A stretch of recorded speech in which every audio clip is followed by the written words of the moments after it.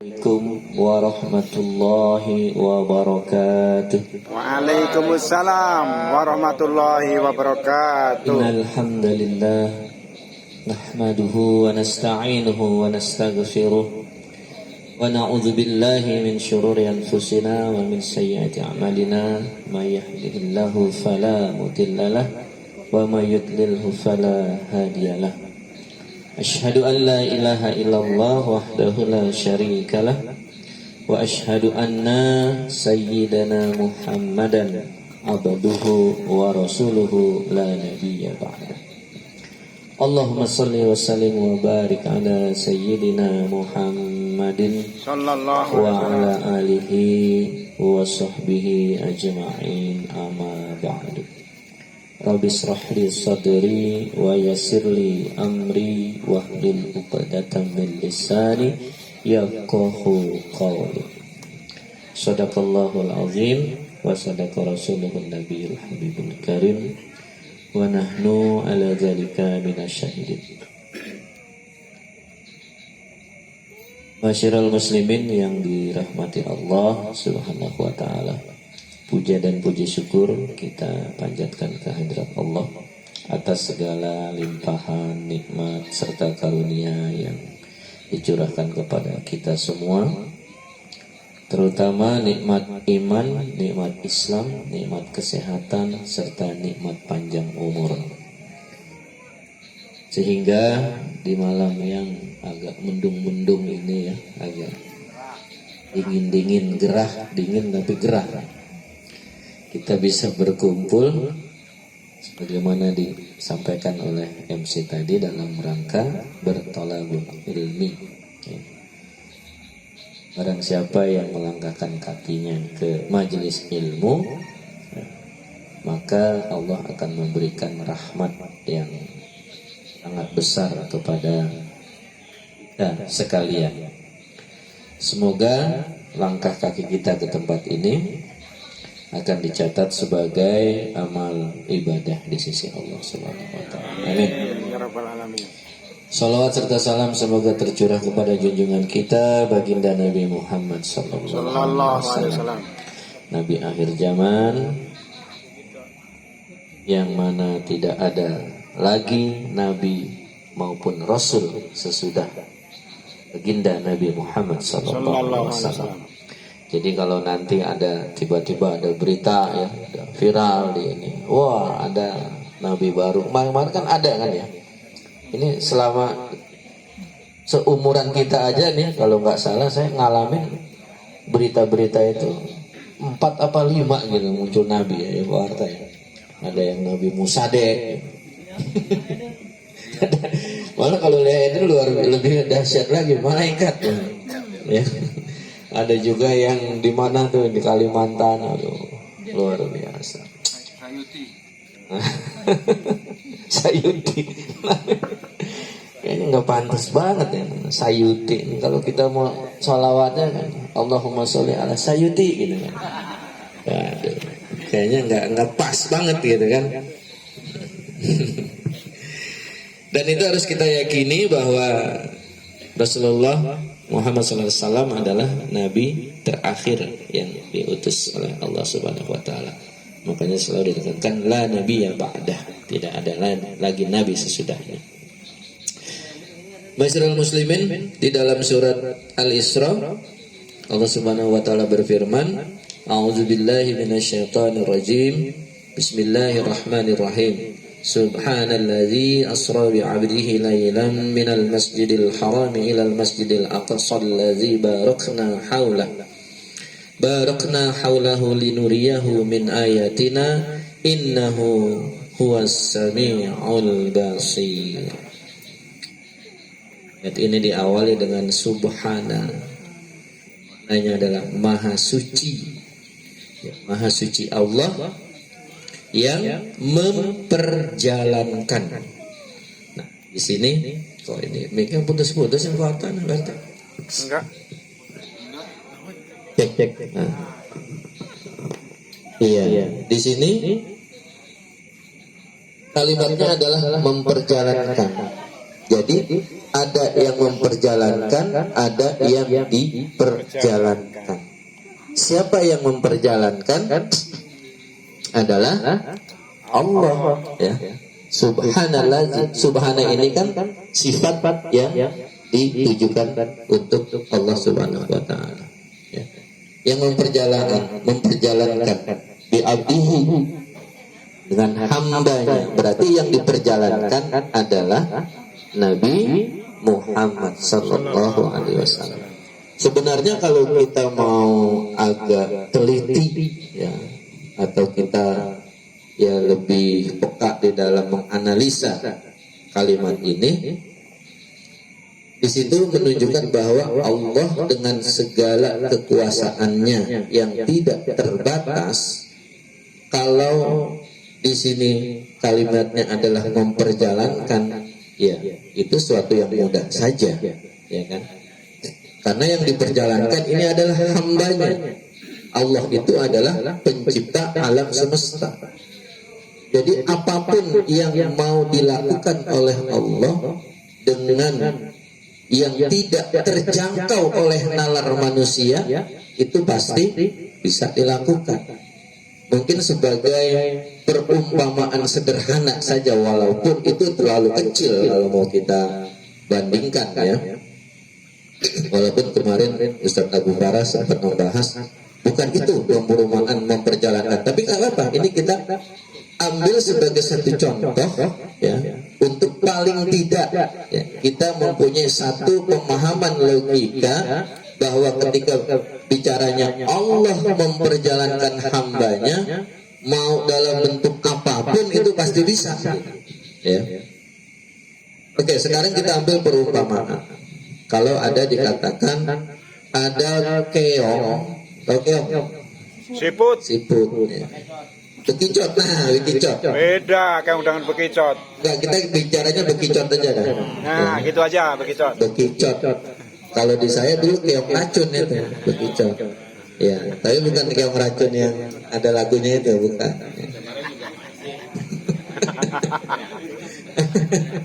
Nah, kalau ada bekicot, ya, dikatakan ada satu berita. Ada bekicot dari sini nih, dari RT 9 pergi ke Tanjung Priuk 2 jam, dalam waktu 2 jam. Nah, kira-kira secara logika, ya istilahnya secara langsung gitu, ya, orang berpikir pasti nggak percaya. Ya, bekicot kan kalau jalan aja gitu kan pelan banget gitu kan, walaupun dia lomba sama kancil menang, lomba lari kancil menang, cerita SD itu menang, ya. Iya, sama kura-kura, ya, menang dia. Nah, tetapi ketika konteksnya adalah bekicot itu diperjalankan oleh orang yang mempunyai kekuasaan, kan begitu. Mungkin saja dari sini ke Tanjung Priok bekicot itu bisa sampai dalam waktu 2 jam. Misalkan bekicotnya ditaruh di sepeda motor, ya, dibawa oleh Valentino Rossi, gitu kan. Mungkin nggak sampai 2 jam nyampe, ya kan.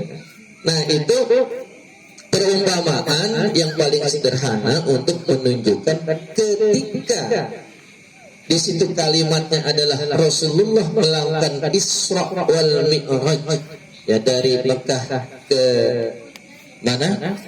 Masjidil Aqsa, kemudian dari Masjidil Aqsa ke Sidratul Muntaha, ya, hanya dalam waktu 1 malam. Itu sangat bisa, karena apa? Karena subjeknya yang melakukan, memperjalankan adalah Allah Subhanahu wa taala yang kekuasaannya tidak terbatas. Nah, ini maksudnya untuk menambah keimanan dan keyakinan kita bahwa Isra Mi'raj itu adalah bukan sesuatu yang diada-adakan atau bukan merupakan satu peristiwa yang mustahil. Iya. Bahkan saya pernah mendengar ada satu hadis, ya, yang makna yang bisa dipahaminya adalah ketika ketika Rasulullah Shallallahu Alaihi Wasallam sebelum Mi'raj, ya, berarti masih ada di Masjidil Aqsa, ya, tepatnya di Masjidil Aqsa. Itu dia sengaja untuk menciptakan alibi, dia maju ke depan, dia berbicara kepada orang yang berkumpul, wahai hadirin, yang kita kira-kira dalam bahasa bebasnya, wahai hadirin, adakah di antara kalian yang berasal dari Mekah? Ada, nunjuk tuh. Kenalkan, saya Muhammad, saya juga dari Mekah. Adakah yang bisa memberi saya minum air, segelas air minum? Ada, diminum. Nah, itu situasi sebelum Rasulullah Mi'raj. Nah, setelah Rasulullah Mi'raj kemudian sebelum subuh udah ada lagi di kota Mekah, kan besok-besoknya heboh tuh ya. Oh, ada yang bilang ini gila, ada yang bilang membual luar biasa, gitu. Sampai ketika beberapa bulan kemudian, karena perjalanan kabilah dagang dari Mekah ke Palestina atau ke mana itu, Baitul Maqdis, ya Masjidil Aqsa, itu kan kalau zaman itu katanya sih sekitar sebulan lebih lah ya, artinya 3 bulan perjalanan PPP. Ketika kabilah dagang itu sampai ke kota Mekah, itu berita tentang Mi'rajnya Rasulullah masih ramai, masih diperdebatkan. Nah, ketika sampai kepada kabilah dagang tersebut, dia mendengar bahwa oh iya, dulu waktu saya berada di Masjidil Aqsa memang ada orang, malam itu ada orang yang mengaku bernama Muhammad dari Mekah minta air minum, saya berikan. Berarti kan si kabilah itu mah jalan pulang ke Mekahnya masih berhari-hari, berminggu-minggu ya.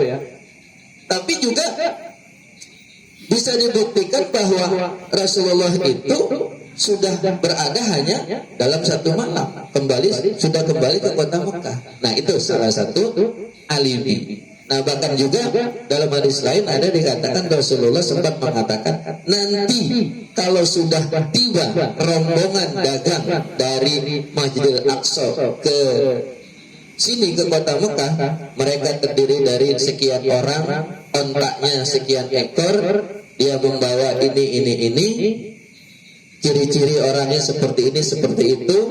Nah, aku bertemu dengan mereka di malam saat dia sebelum aku dimi'rajkan oleh Allah.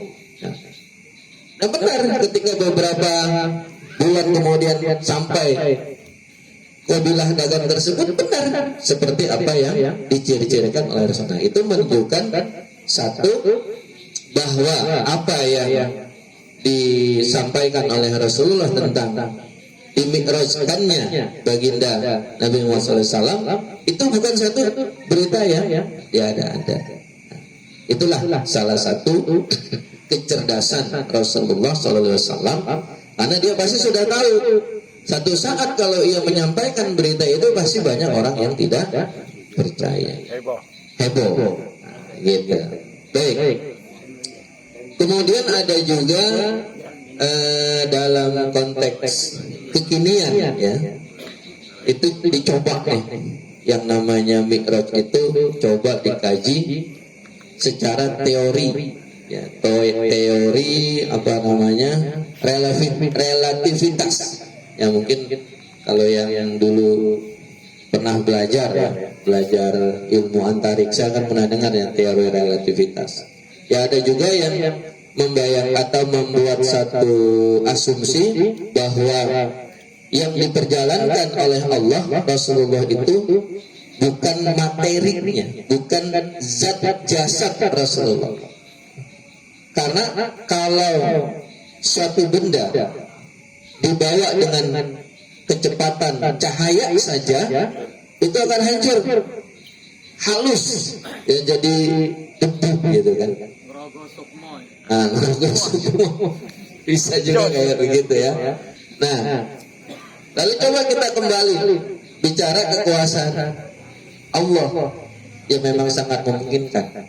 Dulu kita kalau mau mengirim satu benda, ya katakanlah dokumen lah, dulu kita bicaranya dulu, itu harus diapain? Harus dibawa ke kantor pos, dikirim, tulis alamatnya, beli perangko, ceplok. Yang apa nih Pak? Yang kilat ya. Insya Allah 2 minggu katanya. Ya, kan? Dikirim tuh Amerika 2 minggu baru sampai. Kemudian dibalas suratnya 2 minggu lagi. Jadi sebulan tuh kita mengirimkan informasi dan kita mendapatkan balasan informasi itu selama sebulan. Tapi sekarang cukup dokumen itu kita kirimkan dalam bentuk soft copy.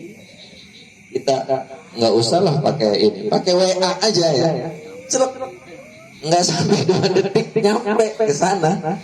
Nah, ketika yang nerima di Amerika, kemudian ya kalau dia mau print bisa saja, maka tercetaklah dokumen tersebut sesuai aslinya. Nah, itu bicara rekayasa manusia, apalagi kalau bicara rekayasanya Allah Subhanahu wa taala. Nah, jadi maksudnya penekanan di sininya yang ingin saya sampaikan adalah bahwa kalau ditinjau dari segi kekuasaan, ini adalah satu hal yang sangat mudah. Makanya kalimatnya asra, memperjalankan. Ya. Jadi kalau kita analogikan tadi, sangat mungkin bekicot dari sini ke Tanjung Priok 2 jam sampai, karena bekicotnya dibawa pakai motor sama siapa? Sama Valentino Rossi. Kalau Rasulullah kan naik buruk ya. Nah, seperti apa buruk itu, bagaimana gambarannya ya? Saya sendiri juga belum mendapatkan tafsiran yang pasti. Artinya ya buruk itu adalah satu kendaraan yang digunakan oleh Rasulullah untuk membawanya ke Sidratul Muntaha. Oke. Kemudian kita coba bicara secara teori relativitas. Ya, karena zaman sekarang ini kan ilmu pengetahuan tentang antariksa itu sudah sangat canggih ya. Jadi manusia itu sudah bisa menghitung berapa jarak planet-planet yang paling jauh dari bumi ini. Nah, kita cek dulu kecepatan cahaya. Kecepatan cahaya itu berapa? 300.000 kilometer per detik. Nah, jadi kalau 300.000 kilometer per detik, bumi ini kelilingnya, lingkaran bumi itu 40.000 kilometer. Jadi cahaya itu 1 detik bisa mengelilingi bumi itu sampai 7 kali putaran. Nah, coba bayangin itu. Ya. Bisa dibayangin ya, takut nggak kebayang. Ya, puyeng lah. Iya, pokoknya puyeng lah gitu kan. Jadi kalau kita mengelilingi bumi pakai pesawat yang paling cepat, 1 putaran itu bisa sekeliling bumi itu paling cepat pakai pesawat supersonik ya, kira-kira 24 jam keburu nggak keburu ya, 24 jam. Ya anggaplah nanti ada pesawat yang paling cepat 24 jam, baru 1 kali. Nah, kalau cahaya ini 1 detik 7 kali, luar biasa ya. Lalu coba dikaitkan, kalau seandainya Rasulullah diperjalankan dengan menggunakan 1 kendaraan yang kecepatannya dengan kecepatan cahaya. Nah, coba kita hitung-hitung. Iya, belum nyampe juga, karena waktu yang dimiliki oleh Rasulullah untuk Mi'raj dari Masjidil Aqsa ke Sidratul Muntaha, anggaplah ba'da Isya dari jam 8, dia subuh udah ada lagi di Masjidil Aqsa jam 4. Berarti 8 jam dia punya waktu bolak-balik. Artinya dari Masjidil Aqsa ke Sidratul Muntaha itu cuma 4 jam. Nah, kalau menggunakan teori relativitas dengan kecepatan cahaya 300.000 km per detik, maka sejalan 4 jam itu Rasulullah menempuh jarak 4.320.000 km. Padahal jarak planet terluar Neptunus aja lebih dari itu. Berarti nggak nyampe tuh kalau Rasulullah Mi'raj dengan menggunakan kecepatan cahaya atau teori relativitas. Ya, artinya ada ilmuwan yang mengatakan bahwa Allah melakukan ini semuanya di luar dimensi manusia. Gitu. Nah, kalau sudah bicaranya di luar dimensi, ya apapun yang tidak sampai dalam nalar kita, ya itu pasti bisa. Kan, gitu. Karena di luar dimensi. Kalau udah bicara di luar dimensi kan nggak perlu ruang, nggak perlu waktu, ya kan? Nggak perlu apa lagi? Rumus. Pokoknya kalau udah bicaranya di luar dimensi, itu nggak perlu jarak, nggak perlu ruang, nggak perlu waktu. Ya, apapun bisa dilakukan, bisa terjadi. Nah, lalu bagaimana dengan hadis-hadis yang mengatakan bahwa di langit dunia Rasulullah ketemu Nabi Adam, kemudian ketemu dan terakhir ketemu Nabi Ibrahim, ya itu bisa saja kan tadi saya katakan adalah bicaranya konteksnya di luar dimensi. Ya kan kalau kita bicara Rasulullah bertemu dengan para nabi-nabi pendahulunya, nabi itu kan udah meninggal semua, ya kan? Berarti ya bertemu dengan ruhnya atau apalah yang memang dikehendaki oleh Allah Subhanahu wa taala. Jadi Bapak Ibu yang dirahmati Allah Subhanahu wa taala, ya, teori ini memberikan satu pemahaman atau keyakinan kepada kita bahwa yang namanya peristiwa Isra wal Mi'raj yang dialami oleh baginda Rasulullah SAW dikaitkan dengan kekuasaan Allah Subhanahu wa taala, itu adalah sesuatu yang sangat mudah. Ya. Kan dalam ayat lain juga sering kita ya kalau kita baca surat Yasin kan ya, Faiza aroda syai'an ayyatulalahu kun fayakun.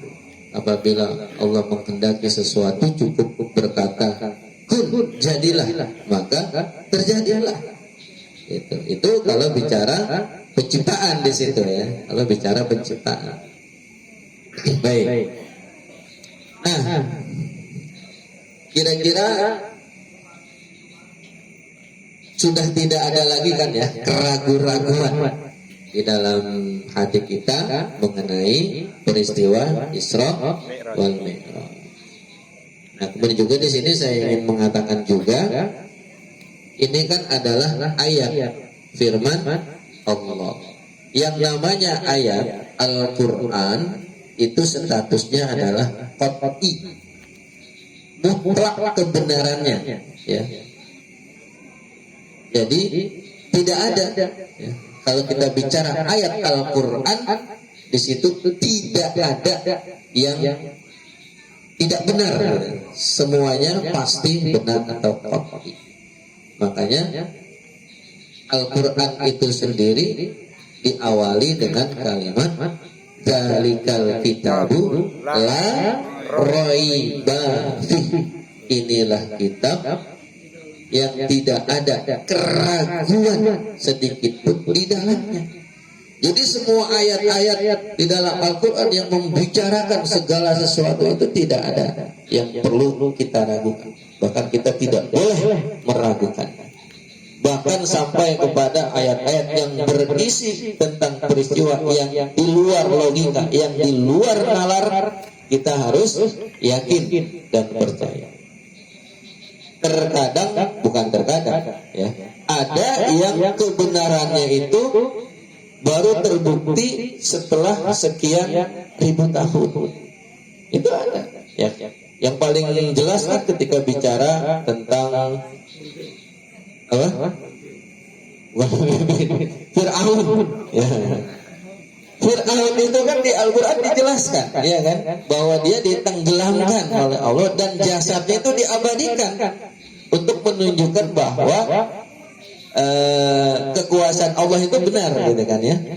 Berarti kan ketika Al-Quran itu diturunkan sebagai wahyu kepada Rasulullah SAW, kan berapa ribu tahun yang lalu? 1400 Ya, sekitar 46 tahun yang lalu ya. Tetapi kan baru beberapa puluh tahun yang lalu ilmuwan yang menemukan jasad Fir'aun di dasar Laut Merah. Itu benar terbukti. Nah, tetapi disitulah telitinya Allah Subhanahu Wa Taala. Ya, jasad Fir'aun yang ditemukan waktu itu diangkat ternyata banyak mengandung garam, sehingga di situ garam itu berfungsi juga sebagai pengawet daripada jasad tersebut, sehingga secara ilmiah pun masuk di akal, gitu. Nah kemudian setelah dicek dengan apa tuh ilmu, kalau yang ngecek bisa mengetahui umur satu benda dengan apa warnanya. Dan kalau para ahli purbakala ketika menemukan benda-benda di dalam tanah kan ada tuh alatnya bisa ngecek. Oh ini benda ini udah berumur sekian ribu tahun, gitu kan. Nah itu ternyata terbukti. Terbuktinya apa? 1400 tahun lebih setelah Al-Quran mengabarkan tentang peristiwa Fir'aun tersebut. Nah, jadi rugilah orang-orang dulu yang tidak percaya ketika mendengar mendapatkan penjelasan ya bahwa Nabi Muhammad seperti ini seperti itu. Nah bahkan ada satu peristiwa yang sangat menarik. Kan salah satu mukjizat Nabi Muhammad, dia bisa membelah bulan, bisa membelah bulan. Terakhir ada informasi NASA berhasil memotret bulan dengan resolusi yang sangat tinggi. Di situ terlihat retakan bulan. Artinya bulan itu pernah terbelah. Nah, ada suatu kejadian ketika seorang non-muslim mendengarkan cerita atau kabar bahwa Nabi Muhammad pernah membelah bulan, itu langsung dilempar Al-Quran. Allah, ini agama yang gak masuk di akal. Mana ada manusia bisa membelah bulan? Ya kan, dia udah dilempar tuh Al-Quran. Nah kemudian beberapa tahun kemudian dia menonton satu acara ya kira-kira seperti National Geographic Channel lah ya. Nah itu yang meliput tentang adanya kemungkinan bahwa bulan itu pada periode tahun sekian itu pernah mengalami pembelahan. Langsung terkejut dia. Loh, inikah yang dulu dikatakan bahwa Nabi Muhammad itu pernah membelah bulan? Nah kemudian ada manuskrip yang tersimpan di satu kerajaan Mughal di India, ya, yang dulu salah satu rajanya adalah Sultan Akbar. Itu ada manuskrip disebutkan bahwa ada raja dan rakyatnya yang saat itu menyaksikan peristiwa bulan itu terbelah. Berarti peristiwanya itu pada saat Rasulullah ditunjukkan mukjizatnya oleh Allah Subhanahu Wa Taala. Itu ada manuskrip. Ketika dicek kejadiannya, persis kejadiannya adalah ketika pada masa Rasulullah ya, ditunjukkan mukjizatnya oleh Allah Subhanahu Wa Taala. Ya alhamdulillah guru kita sudah datang. Ya. Kebetulan emang udah mau dihabisin ini sebenarnya. Nah, ya, jadi intinya adalah saya ingin menyampaikan bahwa peristiwa Isra wal Mi'raj baik ditinjau dari akidah yang berkaitan dengan kekuasaan Allah yang tidak terbatas, kalau hanya memperjalankan manusia dari bumi ke Sidratul Muntaha itu adalah suatu hal yang sangat mudah. Bahkan kalau kita mau kaitkan dengan teori relativitas itu juga sangat mungkin, tetapi dengan kecepatan yang lebih tinggi daripada kecepatan cahaya. Nah, mudah-mudahan apa yang saya sampaikan semakin menambah keyakinan kita tentang kebenaran Al-Quran. Ya, mudah-mudahan kita menjadi umat Islam yang cerdas, gitu ya. Selain bertakwa, yang juga menjadi umat Islam yang cerdas. Mudah-mudahan bermanfaat. Billahi taufiq wal hidayah. Wassalamualaikum warahmatullahi wabarakatuh. Waalaikumsalam warahmatullahi wabarakatuh.